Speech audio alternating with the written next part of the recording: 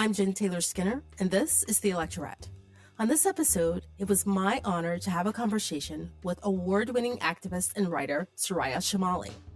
I've been a longtime admirer of Soraya's work, and her first book, Rage Becomes Her: The Power of Women's Anger, was truly a game changer in how we frame and wield the power of women's anger. Soraya's latest book, titled The Resilience Myth: New Thinking on Grit, Strength, and Growth After Trauma, is also a game changer, and she systematically and thoroughly dismantles our rigid notions about what resilience is and challenges us to rethink how we employ resilience as a source of grit and strength, both within ourselves and for others. So without further ado, please enjoy my conversation with Soraya Chemaly. Soraya Chemaly, welcome. Thank you so much. It's delightful to be here with you. Well, congratulations on your new book, The Resilience Myth: New Thinking on Grit, Strength, and Growth After Trauma.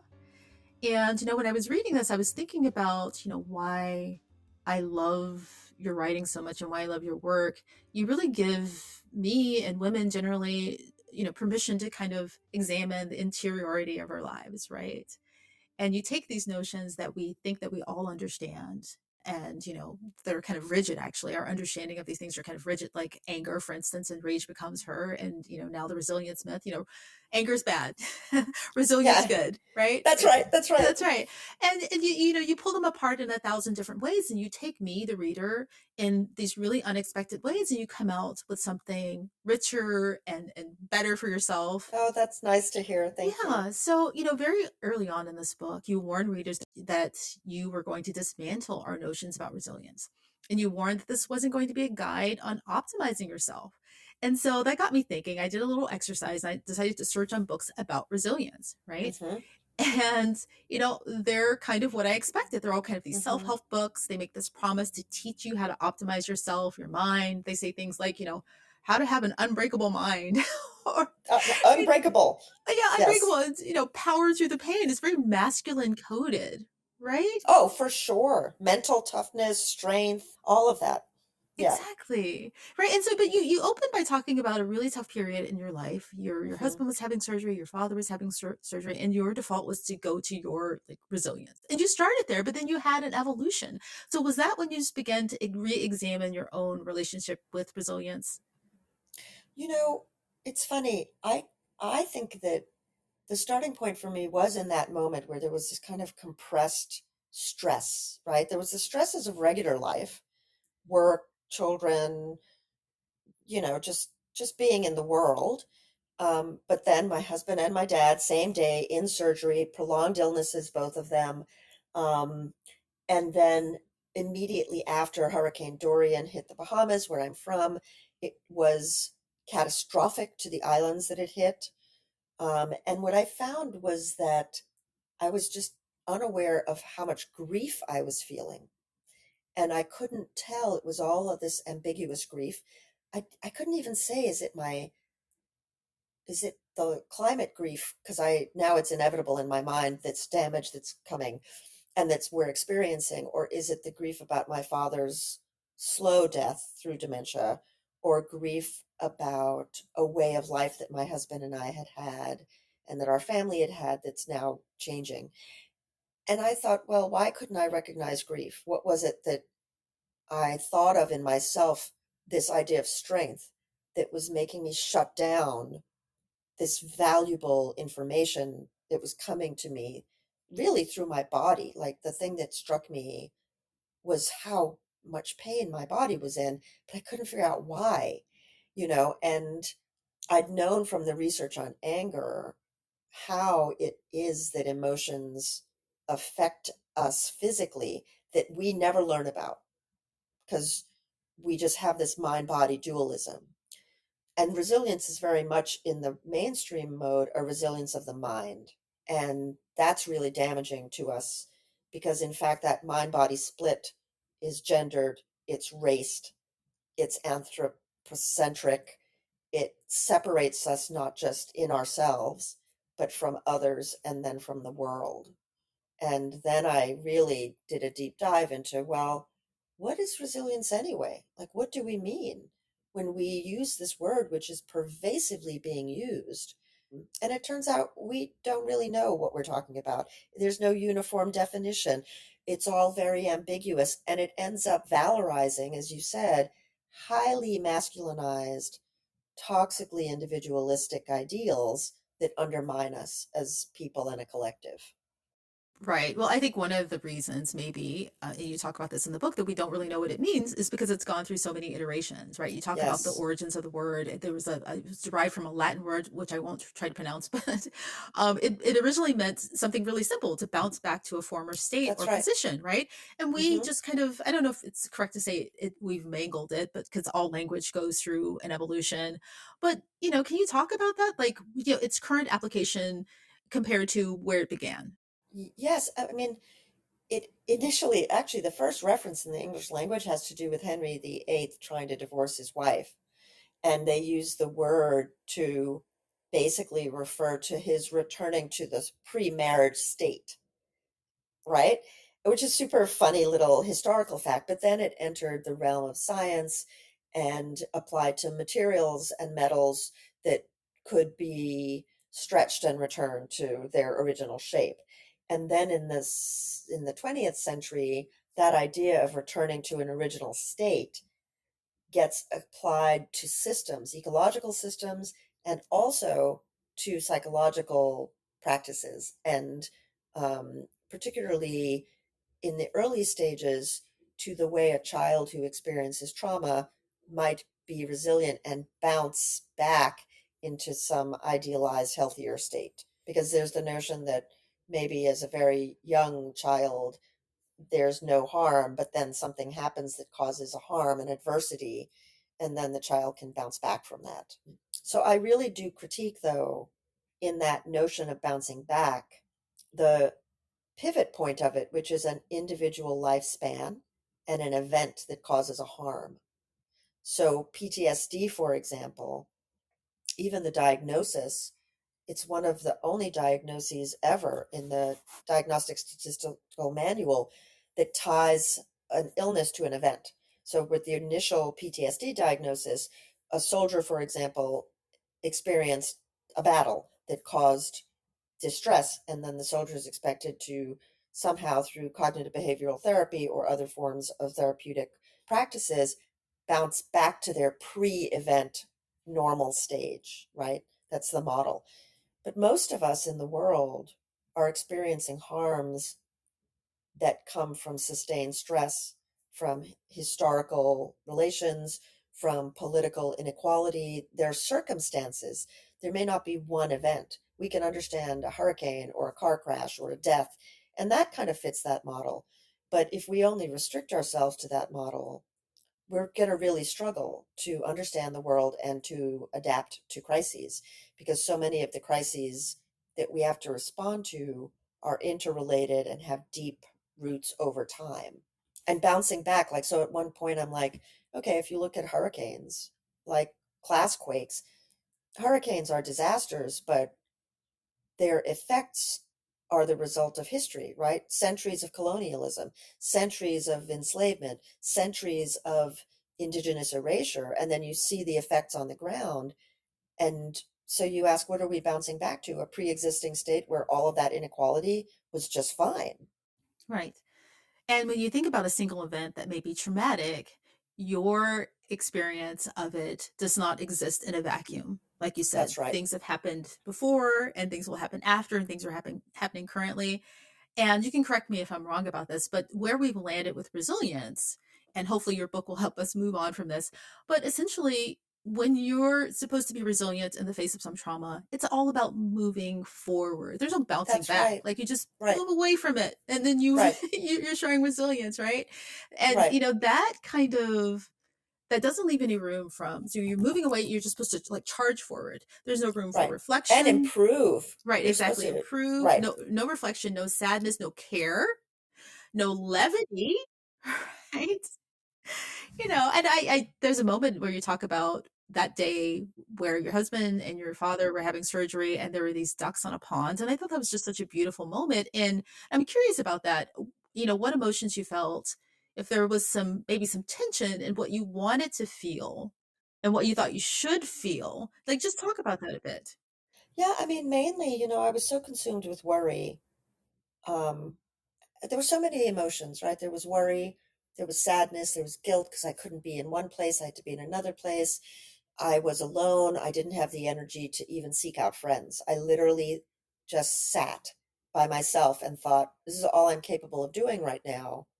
I don't have the wherewithal to try to be, I didn't have the energy. I definitely couldn't be productive, right? Like I'm a writer. I can sit anywhere with headphones on and try and write. This was not an option, even though I was looking at several hours of waiting. Yeah. And then I sat down and I really love the sun. Winter's not a good time for me. Yeah. And and so I sat down and I just remember thinking I'm so grateful for this warmth, right? For the warmth that I was feeling. And then I look at this pond, this absurd body of water in the middle of the city, and literally it had hundreds of ducks and they were varying sizes. There were some really big ones. I couldn't put the two together, right? The way I was feeling and the way these ducks made me feel. Because in fact, I looked up and I was like, what the hell are these ducks doing here? They kind of came at me sideways.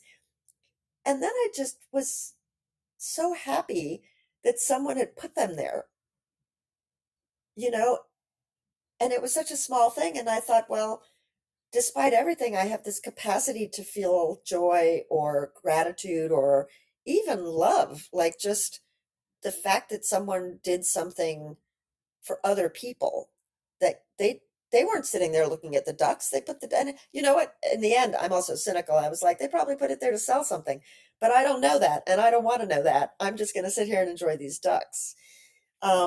And it felt absurd. The scope of what I was feeling felt so crushing. But at the same time, there was this, I have this relationship with a person I don't know in this moment where I'm grateful that they exist and they did this thing. And that really made me think about the fact that our notions of self-sufficiency are such an illusion overall. There's very few people are self-sufficient in a healthy way in that sense.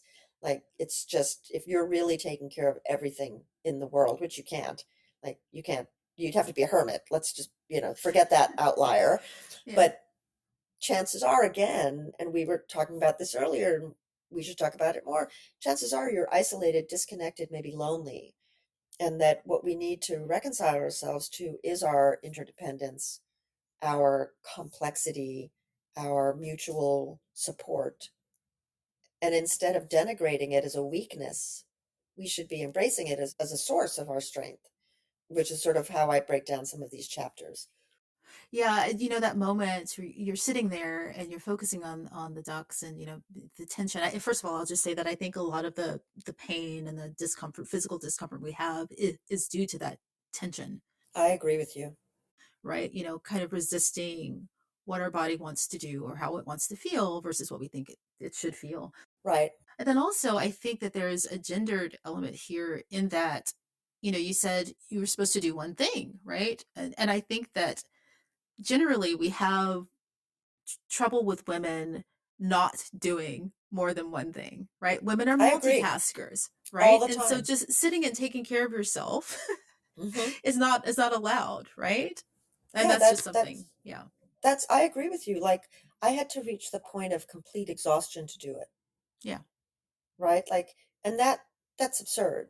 But we all live this way. Like, we're parenting, we're daughtering, we're spousing, we're working, we're friending, like all these relationships that we want and that we maintain, but at the same time, without reciprocity, without recognition of what that work looks like. And our society doesn't do that, right? Our society so chronically undervalues the work of caring for people.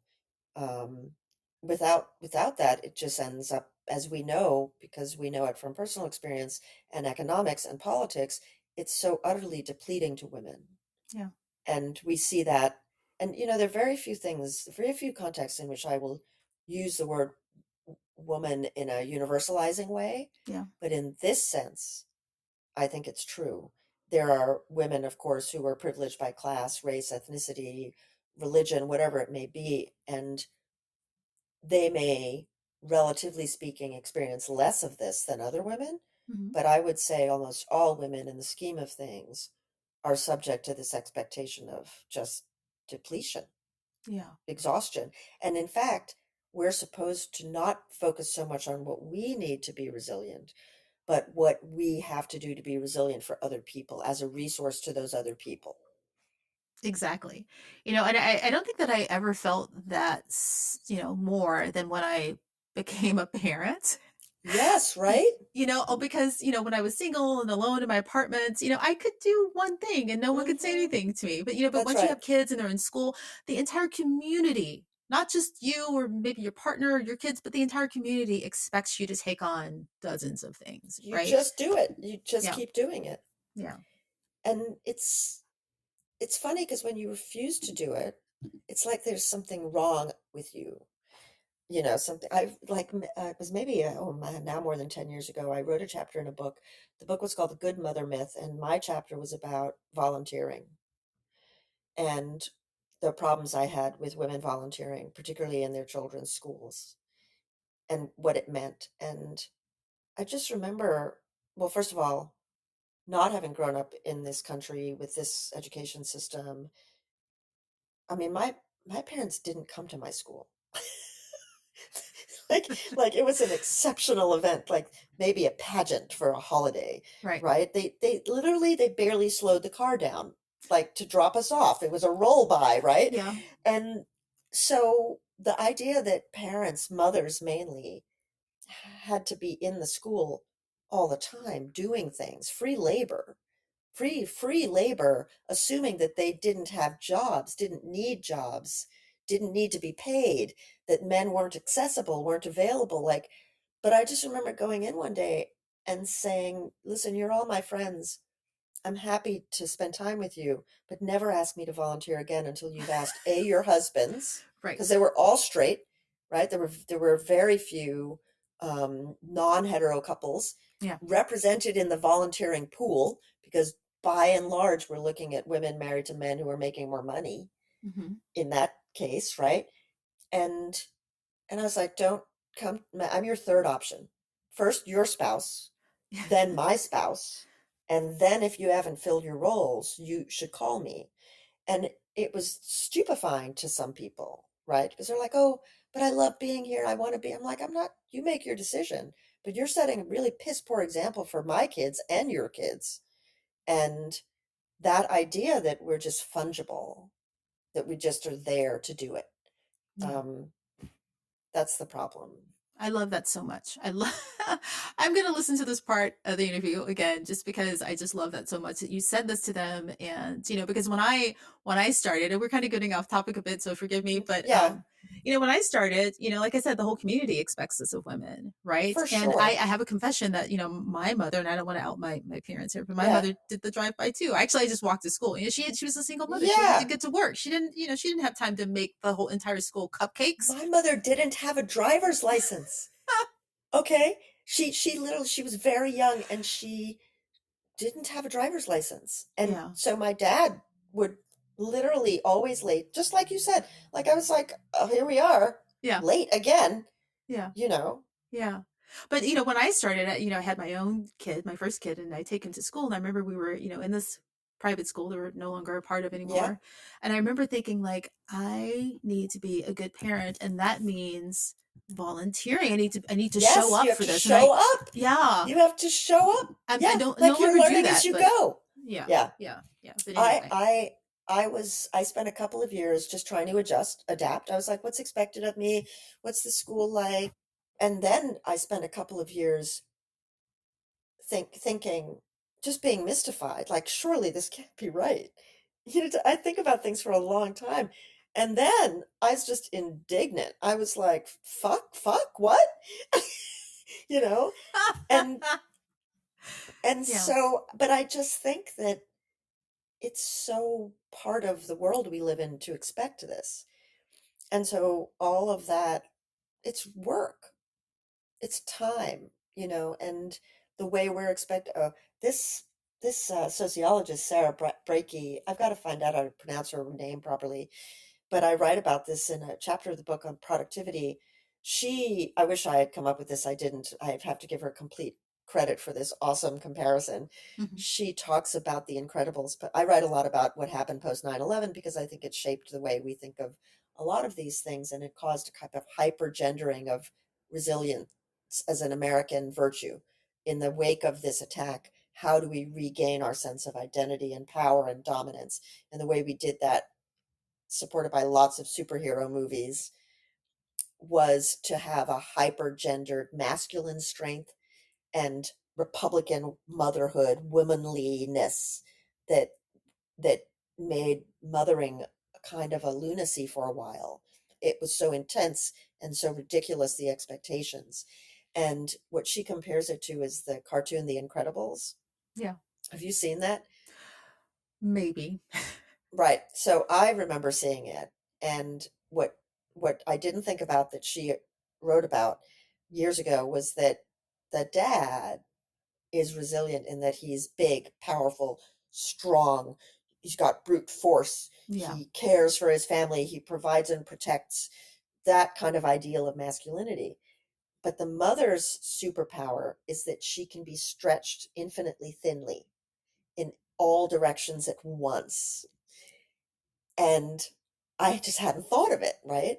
And every mother or woman I know feels stretched, and during COVID, that stretching became much more extreme. But the other very funny thing about that character, and Sarah Brakey, I don't think she writes about this. It really struck me when I was reading her work. Her weakness is that if she gets cold, she can't do what she has to do, which means she also has to be eternally hot, Yeah. right? Like that metaphorical shift into the sexiness, the curviness, the allure, the she has to be stretched that thinly, but always be hot. And that's so quintessentially American to me, that whole framework. But I just think it's a great illustration of the ideas we're talking about. That's so layered. It's so layered. We could go on about that. It's so layered, like Yeah. I'm honestly, we thinking could talk about other that. dozens of other different directions, but I love what you did in the book when you talk about resilience in the context of Me Too, since we're talking about Yeah. gendered stuff, right? And first of all, I don't think the way that we frame resilience is, we've talked about how it's good for everyone who isn't a man, everyone who isn't a white man, but it's Hmm. not great for them either, right? It's not good for No, anyone, right? it's that our ideals of resilience aren't good for anyone. Like for men, it's really not good. Like Yeah. isolating, lonely, this faux stoicism, shutting down emotions, feeling shame if you can't provide. Like it's just really very harmful. Yeah, and you talk about white men in particular and how and you can explain to me how you unpack this, but how, Hmm. their suicide rates because, they have these ideas of Yes. what can you unpack that a little bit here? So, yeah, sure. So we know that we have a loneliness epidemic, but we particularly have a loneliness epidemic in men, young men and older men. In older men, a few years ago, Ann Deaton, economist, and her husband Angus, last name I can't remember, um, they wrote about deaths of despair across America. And these were deaths mainly in middle-aged white people, especially men. And what I associate it with is um, what Lauren Berlant calls cruel optimism.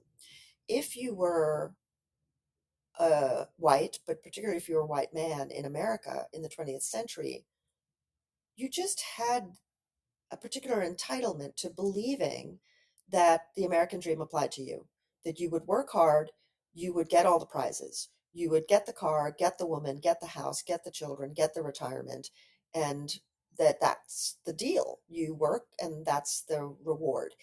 And when capitalism's toll extended to white men in the last half of the 20th century, that belief was challenged, causing a lot of cognitive dissonance, but it was still a myth. And the cruel optimism of that myth is that people keep working, believing it's going to happen.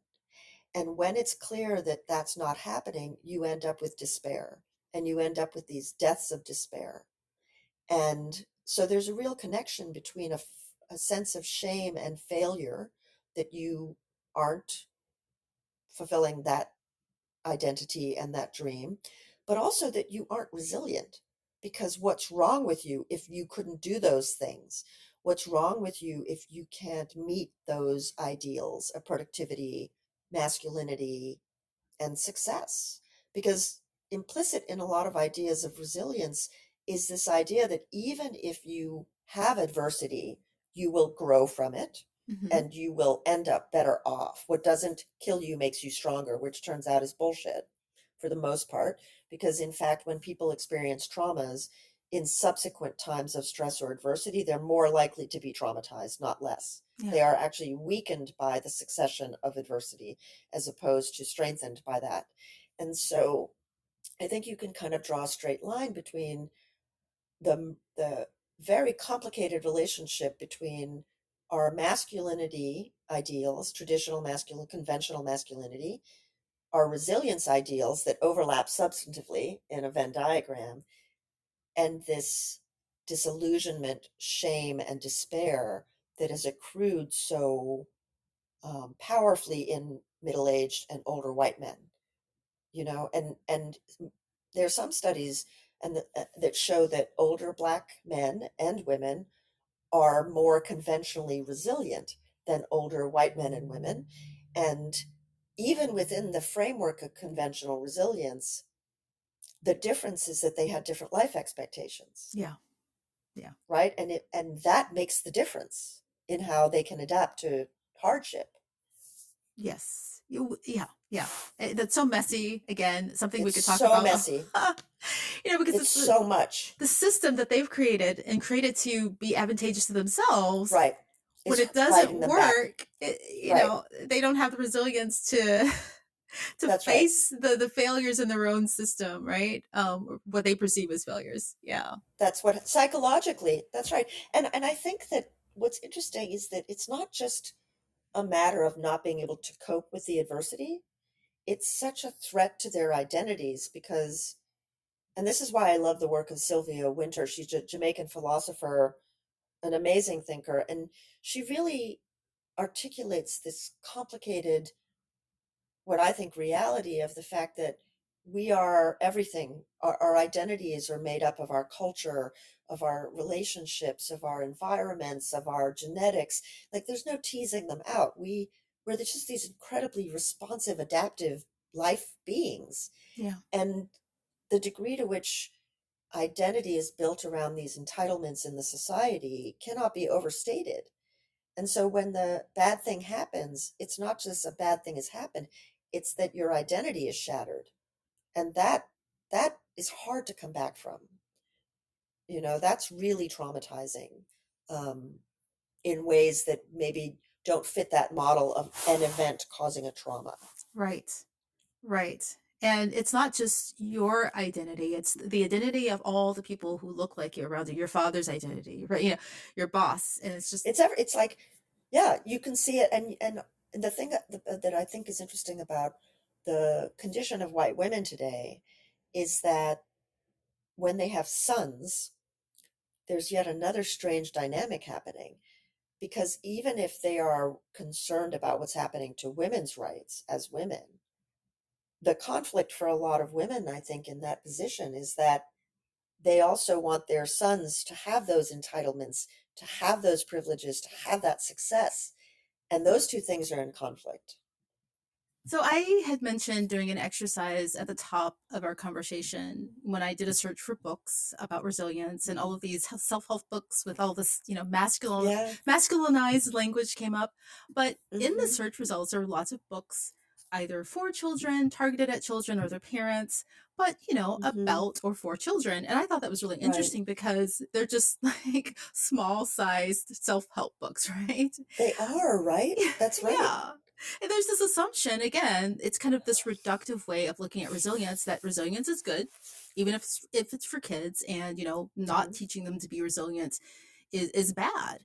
But, again, what is resilience in this context? And, we think about Gen Alpha and Gen X, or not Gen X, Hmm. wrong generation. Gen Z, that's right. Gen Z and Gen Alpha. Yeah. Gen X is a whole different conversation. But anyway, Hmm. Gen Alpha and Gen Z, and the things that they're dealing with, the school shootings, the shooting drills, right? Even if they're not, in the midst of a school shooting, they have to The do drills, shooting drills, climate change, right? And like, climate change, yeah, the pandemic, right? And then they're kind of met with this contempt, and people make, they allude to the fact that they're kind of, coddled or weak. Why is that? Can you talk about these generations and how we should be dealing with resilience? I am totally fascinated by this. First of all, you're exactly right. They're self-help books for children, right? And all of us want to help children have self-efficacy and be able to take care of themselves. But again, puts the onus on the child inappropriately, I think. And whether we mean the message to be this or not, it's up to you to be strong enough when you encounter a problem. But the state of childhood is a state in which you are dependent, in which you have needs, in which you have very little control. All of the things that we're supposed to ignore when we think about resilient strength or grit or persistence or even optimism.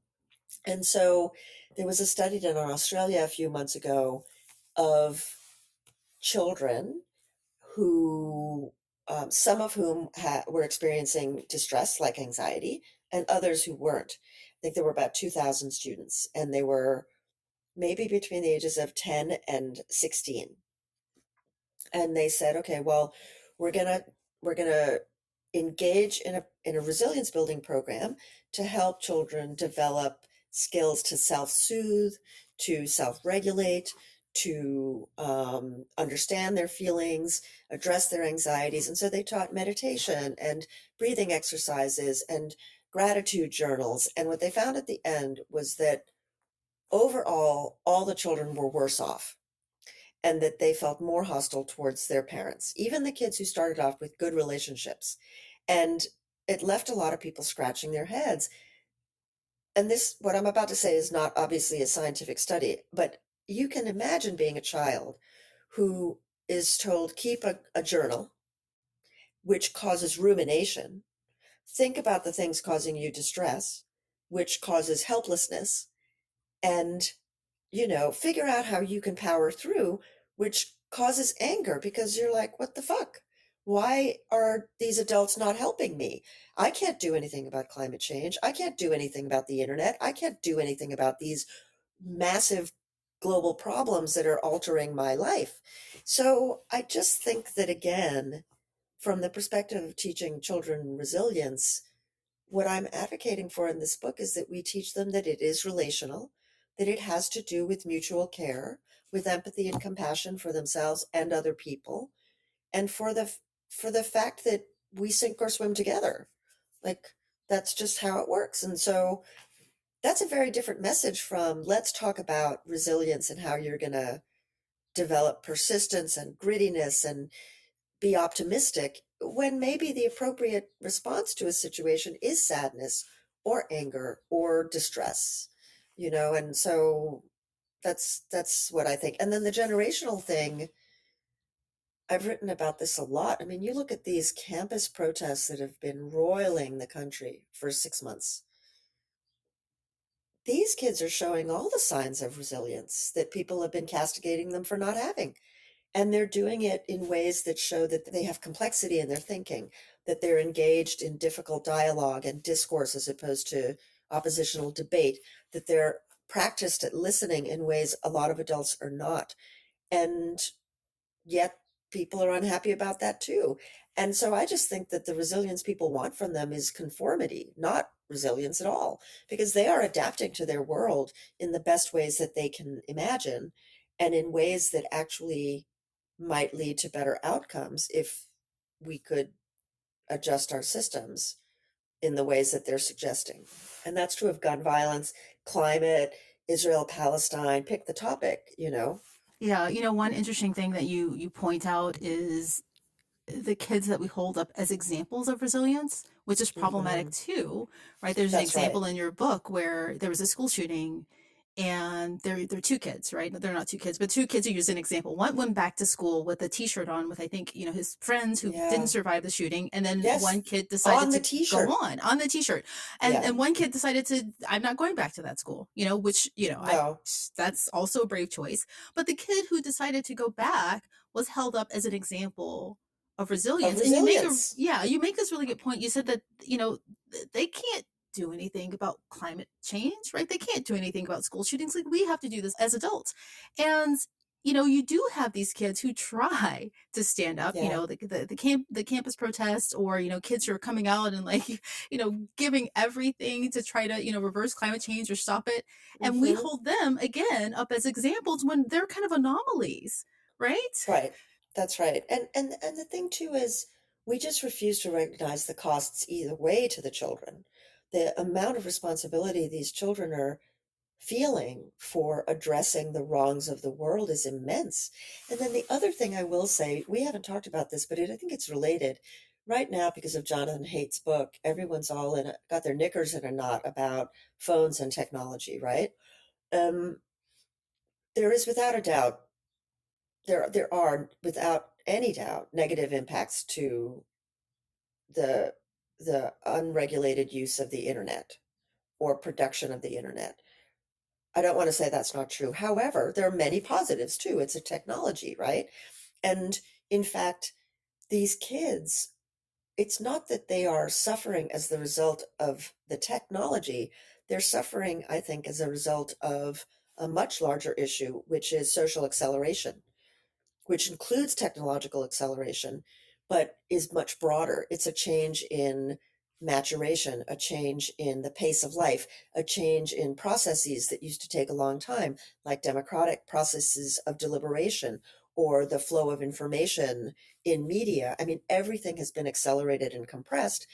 And I think that it's important to note that for digital natives, going through this ever quicker rate of acceleration during a developmental time in which they are forming their sense of self, they never actually have time to latch on to a selfhood because they are constantly responding and changing to things they can't sit with, they can't contemplate, they can't adapt to. And so things like the mental distress that we're all talking about, that was true before the internet. It was true before Snapchat, Twitter, and Facebook. Young people were eh, like for 2 decades before. Of course, no one wants to talk about capitalism and predation, but for 2 decades before, we were seeing this climb in distress. And then the internet happened and it continued and spiked. But that doesn't mean it's the tech per se. Like we want to fall back on the tech. I think it's an easy fix for some people. But even then, it's absentee parents that are probably more an issue than the fact that they have the internet available to them.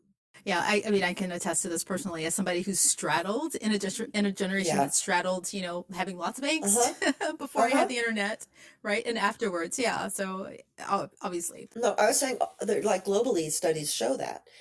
People were writing about this in the early aughts and in the sort of 2008, 2009, 2010. And that's sort of when Twitter took off and Facebook and YouTube were really gathering steam. And things like Snapchat and Instagram didn't happen till later, yeah. And so I just think we need to be cautious about where we attribute the harm. Right, right, right, right. Um, you talk about strong men, which is a really, big topic these days. And, it's interesting. You say that safety, or the need for safety rather, is a baseline for resilience, right? And again, Hmm. it's very gendered, right? The language that we use Very around gendered. that. Yeah. And strong men like Trump or any authoritarian leader, Yeah. they do the opposite of making you feel safe. Right. Hmm. However, they use this language of resilience to, I guess, give the impression that they're making people feel safer, and they often use it to justify violence. So, can you explain how all that works together? Yes, and I think I should say that when you and I use strong men in this sense, we mean capital S, capital M in the political sense. So part of the book is about notions of strength as perceived as the opposite of weakness or vulnerability or need, also highly gendered, right? We associate strength with masculinity. We associate vulnerability with femininity. There's no denying it. That's just part of our culture, right? For a man to be seen as needy or fragile is a feminization, which in a misogynistic culture is bad, right? No man wants to be seen as weak or dependent or needy. That's one way. But the way you and I are talking about it is authoritarian strong men who, the broad-shouldered candidate of 2016, that kind of dialogue where we're really talking about men who are very traditional in their affect, in their messaging. Men should provide, they should protect, they should be soldiers, they should sacrifice, they should fight. All of these ideologies and iconographies of strength. But what these men as political leaders do, as they're signaling, I will take care of you, I will be your political father, I will be in charge, I will stop the immigrants from coming, I will stop the black people from rising up against you in the case of Trump, I will stop the women from taking your jobs, like it just goes on and on and on. They actually do very little to make people healthier, safer, freer, more secure in their own bodies. They're just talking about those things and cultivating unease, cultivating a sense of vulnerability and weakness.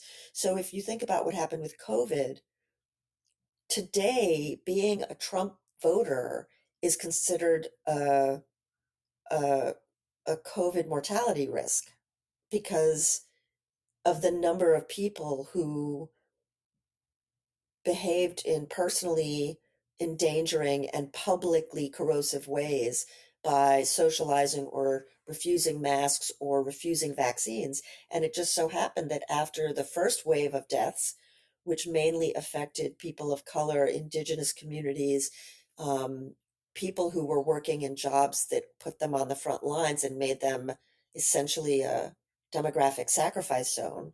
Once those deaths had leveled off, the deaths of older white people became much more prevalent, and that pattern has been sustained, and that's why epidemiologists use Trump voting as a metric. That's horrifying. It's really terrible. But the same fear of infection, and it's called the parasite theory of politics, the same fear of infection that you can maybe perceive in people who don't want immigrants or dusky people near them in their communities, right? They're like, we don't want new people here because they're going to bring badness. That that fear of infection makes people gravitate towards strong men, makes people gravitate to the thing that they think will make them safe, even though in practical terms it doesn't. Yeah. Yeah.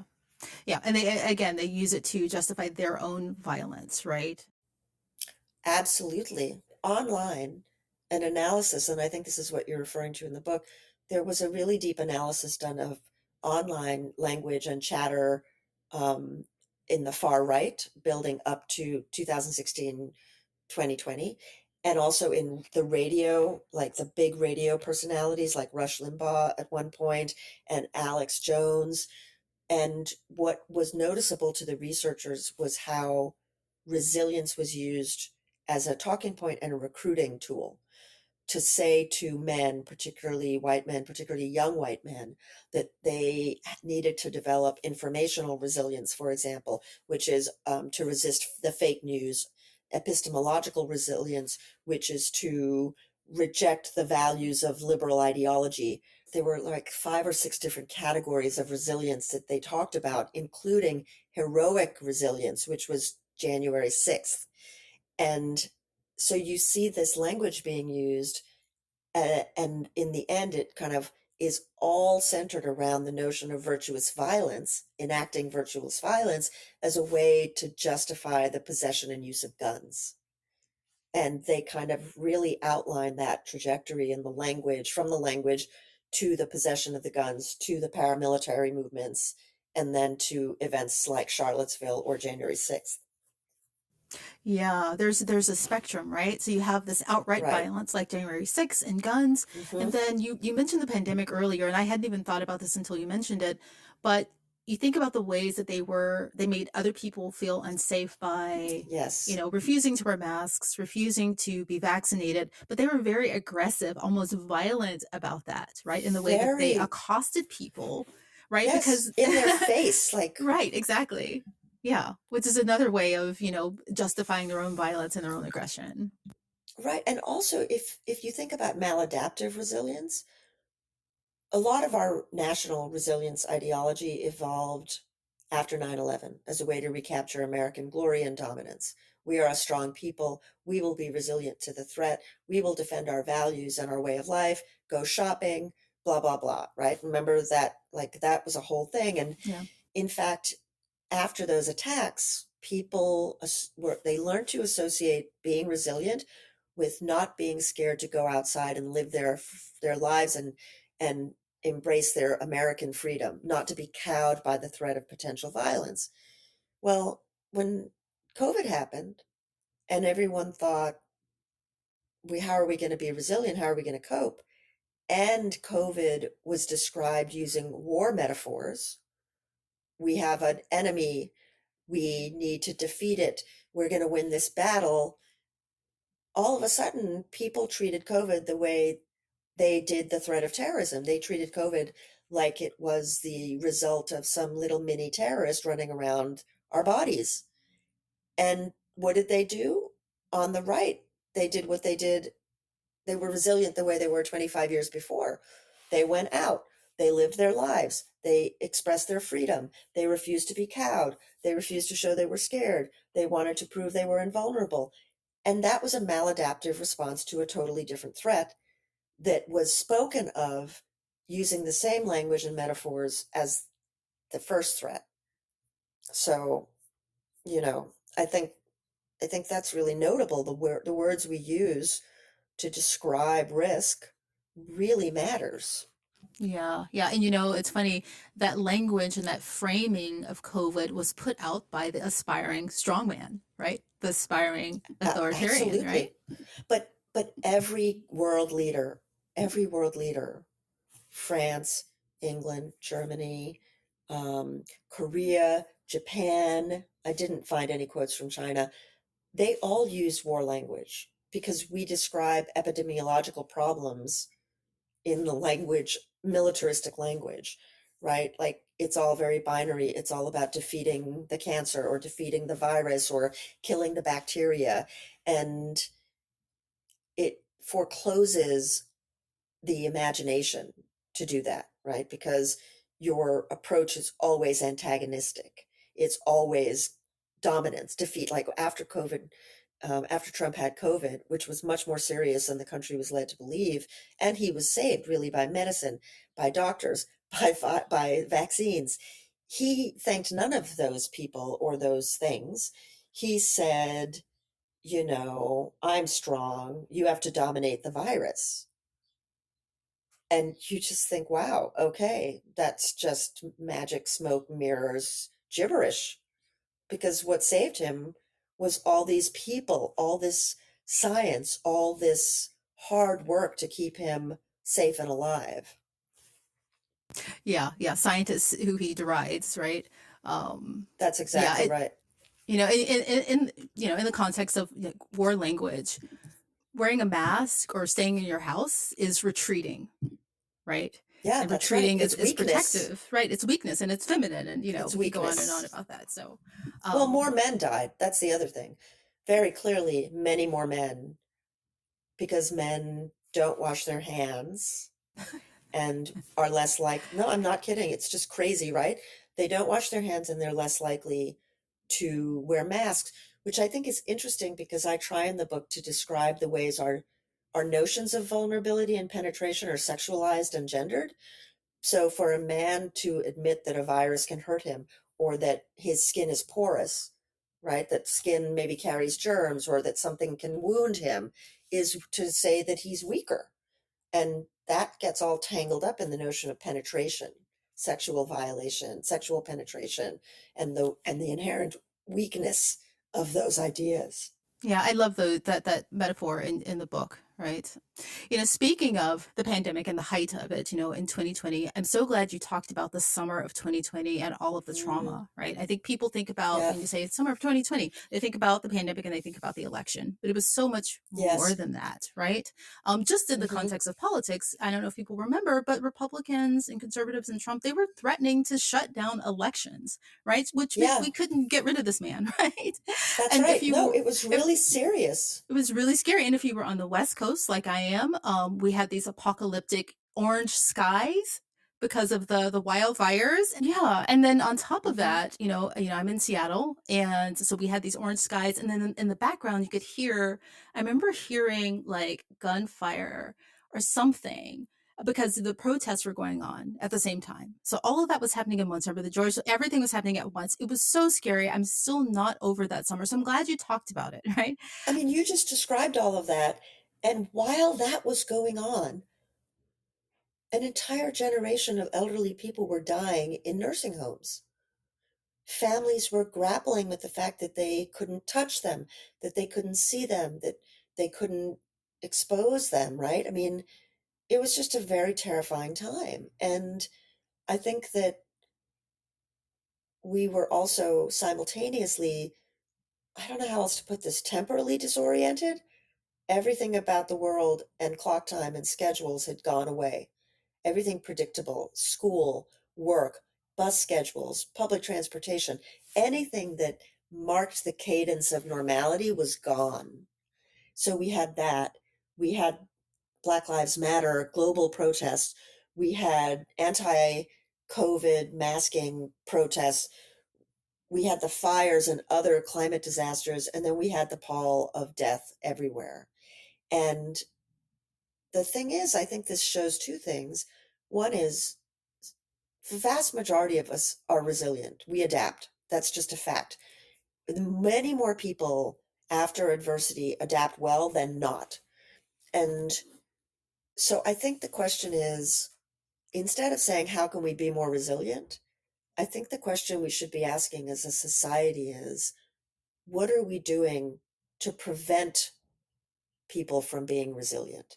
What are we doing to pull the rug out from communities, to hurt individuals, to make it impossible for them to leverage the strength of evolutionary strength of our inherent adaptability? And so that doesn't really answer your question about that summer, because the summer was horrible. Not only was all of these threats and tragedies going on, but I also think we were feeling en masse a kind of collective grief, an ambiguous grief, for that we were mourning the world. We were starting to come to understand that the world would never be the same, you know. And I remember talking to people that summer.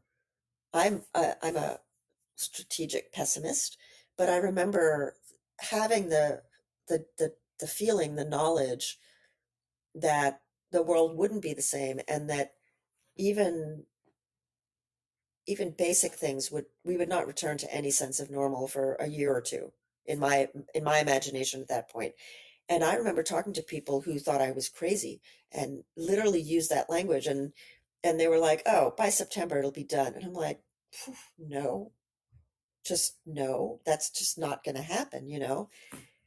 So I just think a lot was going on. I don't think that the deep traumatization, like, I think if you had the wherewithal to be safe, to have loved ones around you, that's a different situation, right, than being alone and impoverished simultaneously.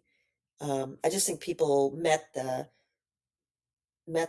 threat and the risk and the harms from such different places that it's impossible to really generalize about trauma.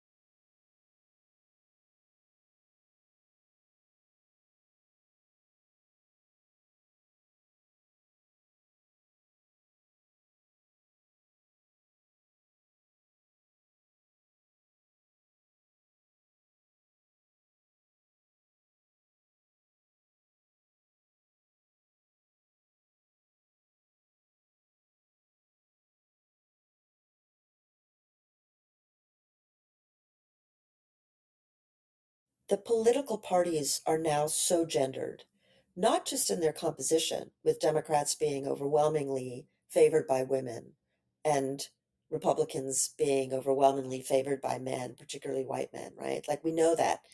But the the two parties themselves are operating in a kind of weird gendered dynamic where the Republican Party acts in dominant, aggressive, bullying, non-compromising ways.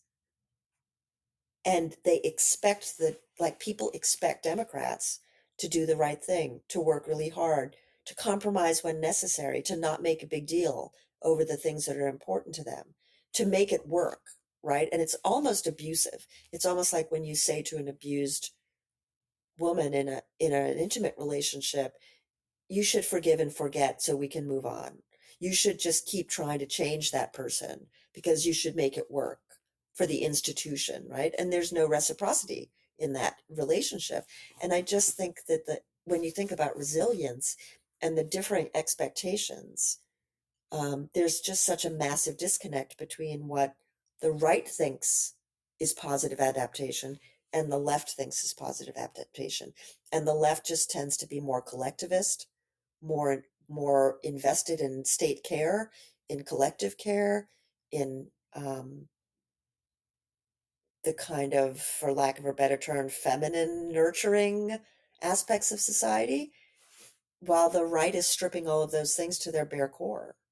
But I do think that the right's idea of resilience is just outdated and harmful. It's a frontier. It's a frontier resilience, and we don't live in a frontier. Yeah, yeah. I think it's really interesting you talk about the gender division between the parties because, conservatives, Republicans, there are women in the Republican Party, but they're even Yes, but they're picking up this kind of that's masculine. right. They're right. What's her name? Marjorie Taylor Greene. She posts these like bodybuilding photos. Yeah, and I think people really still struggle. I think they struggle because when they hear masculine, they think men, and that is not what I mean, right? Because clearly there are women with highly masculinized personalities and attitudes and beliefs, and she's a perfect example, right? And we see that in voting too. We see that the women on the right tend to score high for masculine traits. There are more men voting for Trump for sure. In every racial demographic, that's true. But we shouldn't be conflating masculinity and masculine ideals and masculine dynamics with men per se. Just like on the on the left, there are many men who embody more feminine ideals. It's just that we've gendered everything. We've gendered our behavior, we've gendered our emotions, we've gendered our governance, and this is what we have: this very distorting binary and oppositional framework for governing. Yeah. Well, Soraya Chemaly, thank you so much for joining me. I've loved this conversation. I could literally talk to you all day. I love the book. Thank you for giving us another gift here. Next time I'm in your neck of the woods, I will definitely ring you up. We have to continue this conversation again. We have to, right? So just thank you again. Just thank you so much. And thank you for joining me. No, thank you. Thank you for taking the time. It's always lovely to talk to you. And good luck with all writing. Okay, thank you.